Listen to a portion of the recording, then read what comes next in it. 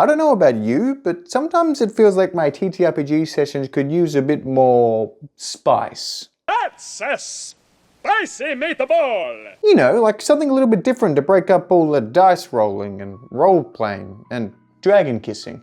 We know that our players love the big story climaxes and combat encounters, but I've found, at least with my players, they also enjoy fun and interactive activities between these big moments. So, what can we do about that? I've compiled a list of 9 interactive mini-games that you can use at your table that range from tavern games to physical interactive skill checks to some things that are much more chaotic. The list of mini-games I'm about to cover off on I've pulled from various places across the internet, so where applicable I'll leave links in the description.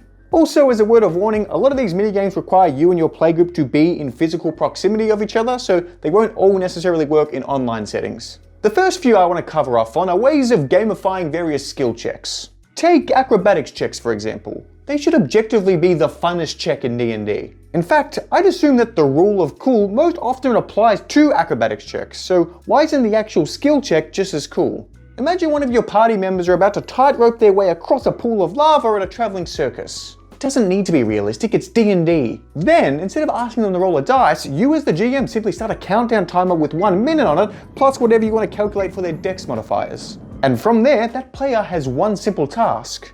Vertically stack their entire dice set on top of one another in whatever order they want. Maybe I'm just a cruel dungeon master, but nothing excites me more than surprising my players with asking them to do an actual physical check when they're used to just rolling dice and doing some math. Because in a hypothetical world, they might be trying to disarm some kind of arcane explosive device and need physical steady hands in order to do so. And I like to do the same kind of thing with sleight of hand checks. Yes, I may be the GM, but I'm also playing as the fictitious guard that you're trying to sneak something past. I want to be fooled by my players, it's even more rewarding that way. So this one's relatively straightforward. Get all of your players to get up and stand next to one another and find an object that one of them can conceal inside of their fist. Then, for 30 seconds, all of the players remain facing you and try and throw you off with who's actually holding the object at the end of the timer. Just imagine that card scene from Now You See Me 2. At the end of the 30 seconds, if I as the game master incorrectly guess who's hiding the object, the sleight of hand check succeeds. It's obviously not something you do for every single sleight of hand check, but it can be a really fun way of breaking up a session. Now enough about physical skill checks for a second, let's talk about actual games. Starting, of course, with the game of cards. Mr. Son of a Bitch,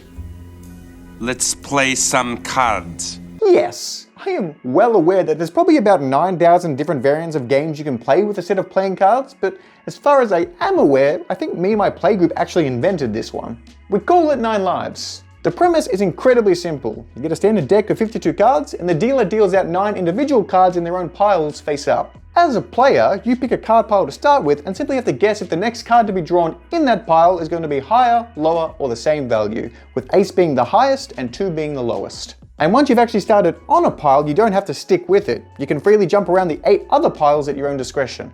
On an incorrect guess, however, you'd lose the pile and therefore one of your lives, and your goal is to simply get through the rest of the cards with at least 1 life remaining. It's the most fun I've had with a simple deck of playing cards in a very long time, and it's a good way for your players to earn a bit of silver, or lose a lot of it. I lost everything because of you. Perhaps cards isn't your cup of tea though, and that's perfectly understandable. Because sometimes you don't want to have to learn and remember a whole bunch of new rules when you're already struggling to remember all of the rules of the game you're playing. So why not just have a race? Let's race. I'm of course not talking about a physical race, unless you and your players are up to that, and if they are, I highly encourage you to stretch beforehand, because I've done that and I pulled my hamstring. Perhaps your players stumble into a tavern and see a bunch of drunken bandits screaming at a miniature racetrack with vibrantly colored snails at the center of this crowd. And if your players want to be involved, they simply have to bet on who they think is going to win. And then you simply pull up this bad boy. I'm joking, that's nearly not fun enough. If your players are also full of ADHD players like mine, why not bring up some marble racing? We're pretty much giving them the Subway Surfers treatment as they watch the marbles roll down the track and potentially win some gold. That's genuinely it. No animals get harmed in the process, and somebody might win some money, and you get to look at marbles. It's pretty fun.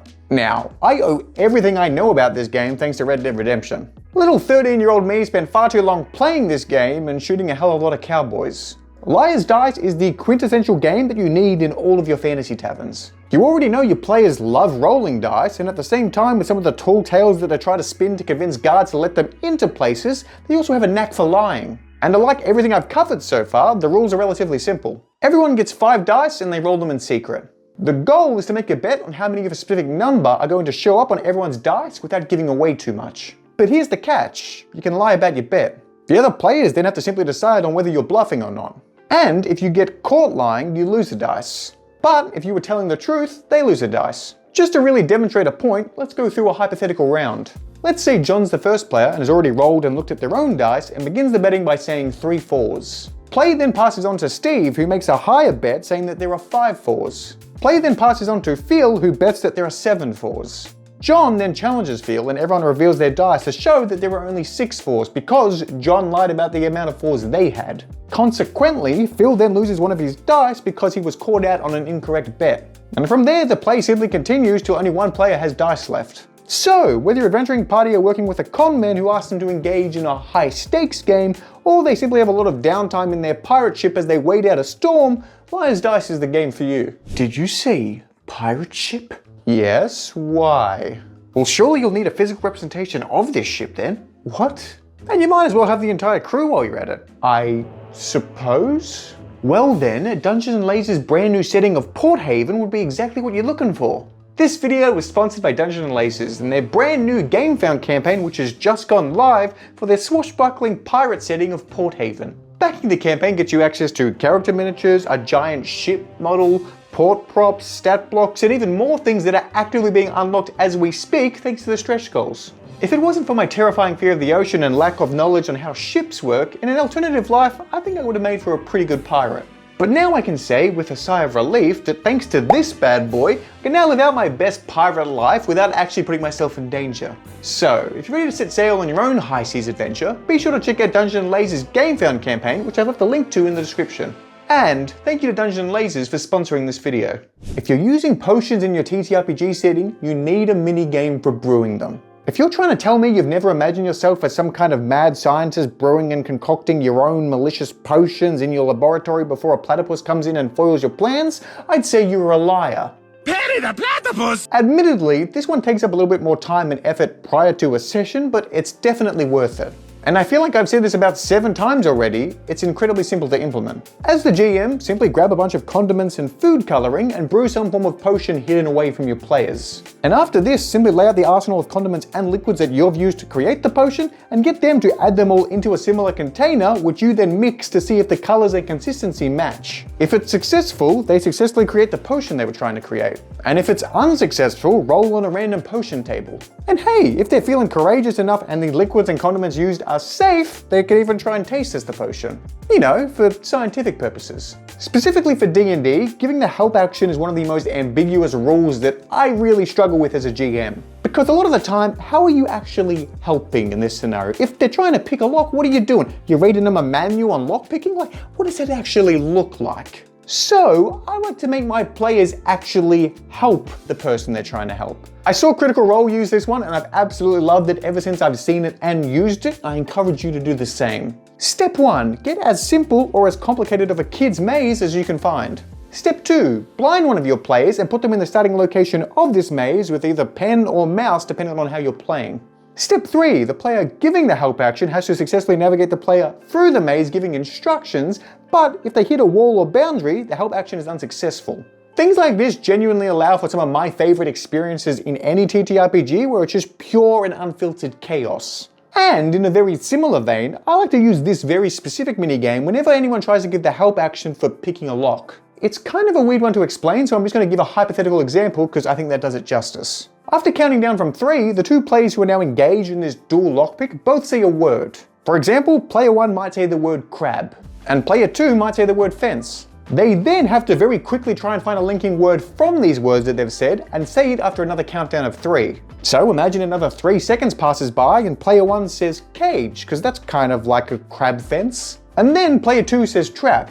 See, we're getting closer. They then hopefully continue this process until they say the same word, but they only have 5 attempts at doing so. Or +1 per proficiency in those tools. It's incredibly fun, frustrating, and stupid, and it gives you some good insight on how your players' minds work. They're going to say some of the most obscene things you've ever heard. That's the stupidest thing I've ever heard. Now, everything I've covered off on so far is relatively harmless. Tavern games, skill checks, and help actions already all exist in majority of your world, so nothing we've said breaks anything. Magic Jenga breaks everything. It is terrifyingly dangerous to the world that you're playing in and should really only be used in a one-shot setting or if you want the world to be drastically altered. It is pure and unfiltered chaos and might end up with some of your players dead. And I love everything about it. For it, all you're going to need is a Jenga tower and some way of riding on the individual Jenga bricks, either with tape or if you don't mind actually physically changing the bricks themselves, write it directly on the brick. In any modern Jenga tower, there's 54 total bricks, so we're going to have to break them up and write different things on them. On 16 of them, we're going to write the number 1. On 10 of them, we're going to write the number 2. On 7 of them, we're going to write the number 3. On 6 of them, we're going to write the number 4.